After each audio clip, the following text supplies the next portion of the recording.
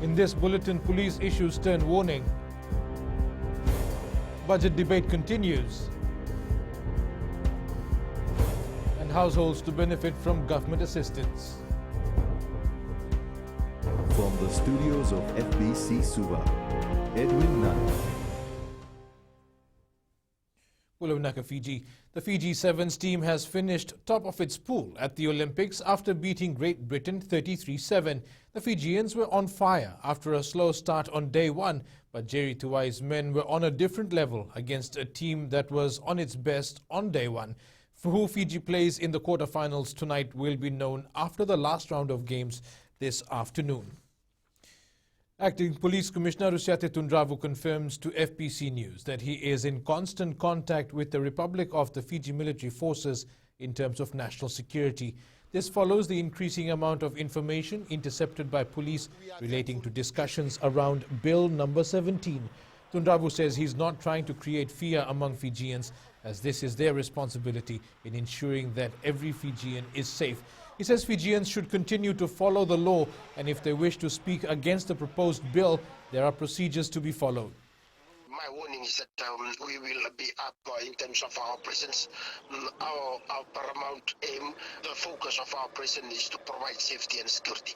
So I'm just warning members of the public not to be influenced or involved in any illegal activities. Meanwhile, police have denied social media reports that a group of men were rounded up from Sambeto to Nawaka and kept in a container at the Nandi police station. The Fiji Police Force says this is another example of how certain social media commentators are willing to fabricate information to advance their agenda.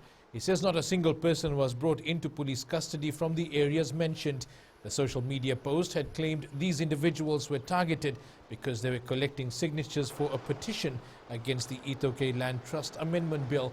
The acting commissioner says the post is aimed at inciting communal hatred, and it's unfortunate that there are already a number of repulsive comments made against members of the community, including calls for violence.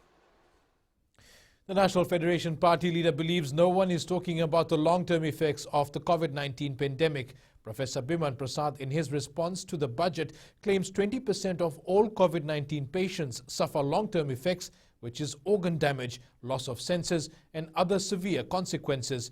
He further went on to say that this is for young people. Kritika Kumar reports. The NFP leader believes thousands of Fijians will be left permanently damaged by the virus and will add to the burden of health care. This is a small country, Mr. Speaker. We are a close community. We all know families who have lost loved ones. We all have friends across all ages and ethnic groups who desperately seek relatives. Yet the worst is still to come. Prasad, in his speech, further went on to respond to Minister for Sports Parveen Kumar. Kumar had questioned NFP's stand with regards to cane growers. Mr. Speaker said, these leaders do not care about the potential harm to all Fijians, whether it be COVID or sugarcane boycotts. All I want to say to Honorable Bala, this is coming from a person who jumped from a party that actually provided him political tutelage, to become a Fiji First candidate. And everybody knows the reasons for that, Honorable Bala, so get real. Kumar says the 2021-2022 national budget is innovative with a key focus on vaccination and provides pathway out of the pandemic. Kritika Kumar, FBC News. Despite the struggles and sacrifices by government and its frontliners, some Fijians, including politicians, continue to spread misinformation, which is not helping during these trying times. Speaking in support of the budget, Education Minister Rosie Akbar says Fijians are already suffering from the devastation caused by COVID-19, and now is not the time to bring others down, as this will only make the situation worse. Akbar says it's sad Fijians are now spreading misinformation, which would greatly affect Fijians in their everyday lives. Misinformation about Bill 17 is definitely creating fear amongst our people, and we need to stop that. I, like many generations of Fijians, have grown up in Fiji, and I love this country. The majority of Fijians are decent people and do not want to see a division. So I urge our politicians to stop this nonsense, stop the old-style politics which seek to divide and conquer. 8,803 Fijians in the Northern Division are now fully vaccinated against the coronavirus. This accounts for 10.1% of the eligible population in the north. In Maduata, 3,887 individuals are now fully vaccinated. 2,327 Fijians in Dakaundrove have also been fully vaccinated after receiving both jabs. In Mbua, only 723 Fijians, or 7% of the eligible population, are fully vaccinated. And in Taveuni, 1,866 Fijians are fully vaccinated. A lot has been said about this vaccine, and they are not true. Please get vaccinated. I wanted to support my family, and without a job, I cannot support my family. So through vaccinated, I can support my family in order to get a job. The new budget leaves no one behind, especially now when Fijians need support more than ever. Speaking in support of the budget, Forestry Minister Osea Naingamu says as a result of COVID-19, tourism-dependent sectors have come to a standstill, and this has also culminated in a spike in unemployment for Fijians, as many businesses have scaled back or shut down operations. Naingamu says in the wake of unemployment and job losses, Fijians have turned to nature and realized that access to nature is crucial for well-being, especially the agriculture, forestry and fisheries sector. Government is staying true to its word of leaving no one behind, as many unemployed Fijians who have turned to nature-based solutions will be economically empowered and greatly benefit from this budget.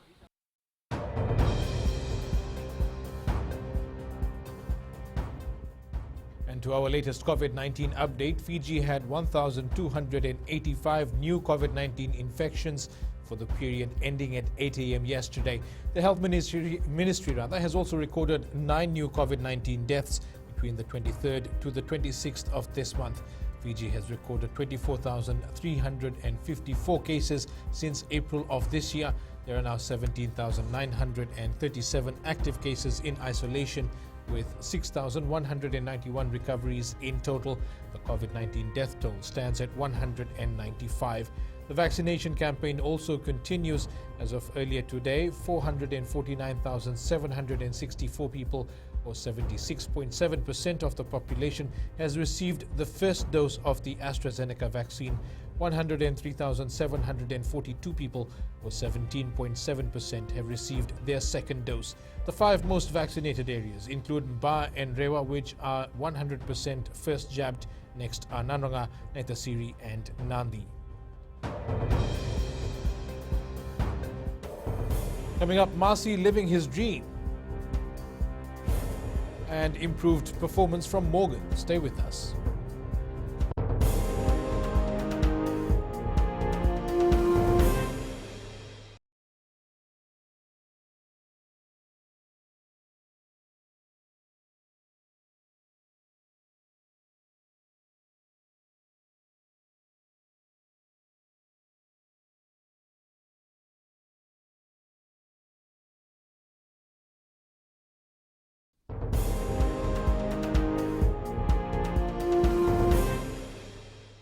Welcome back. Villagers of Waitambu in Taveuni came together to cheer on one of their own, who is part of the Fiji Sevens team at the Tokyo Olympic Games. As Aquila Dama reports, young national rep Yosefo Masi is from Waitambu, and he also scored a try against Japan yesterday, which caused more reasons for villagers to support the team in their own bubble.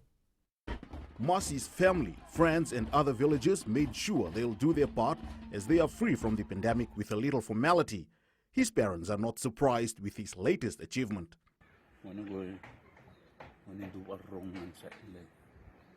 My son always loved rugby when he was young, even from primary school before moving to secondary education. He's a very disciplined kid, and his dream was to wear the national jumper one day. He has always worked hard and persevered despite the challenges along the way, and now he's reaping the fruits of his labor. I'm thankful as well for the support from villagers. His dad also recalled how they would watch the Fiji Sevens team in the village when Masi was young. I remember when he was young, we had no TV, but today we are watching him live in the village from the young to the old, supporting him, and I hope the team can bring us joy. Whatever the outcome in Japan, Waitambu village in the Garden Island are proud that their son is living his dream. Aquila Dhama, FBC Sports. Team Fiji sailor Sophia Morgan continues to improve in her competitions at the Tokyo Olympic Games. Morgan was ranked 43rd out of 44 in her race at the Tokyo Olympics in Japan on Sunday, but yesterday she was placed 35th. She competed in the women's one-person dinghy laser redile. The 17-year-old is participating in her first Olympic Games and is the youngest member of Team Fiji. Hayden Wild won New Zealand's first medal of Tokyo 2020, winning bronze in the triathlon. A stunning run leg from the 23-year-old saw him continue New Zealand's fine tradition in the sport, becoming the third New Zealander to win an Olympic medal.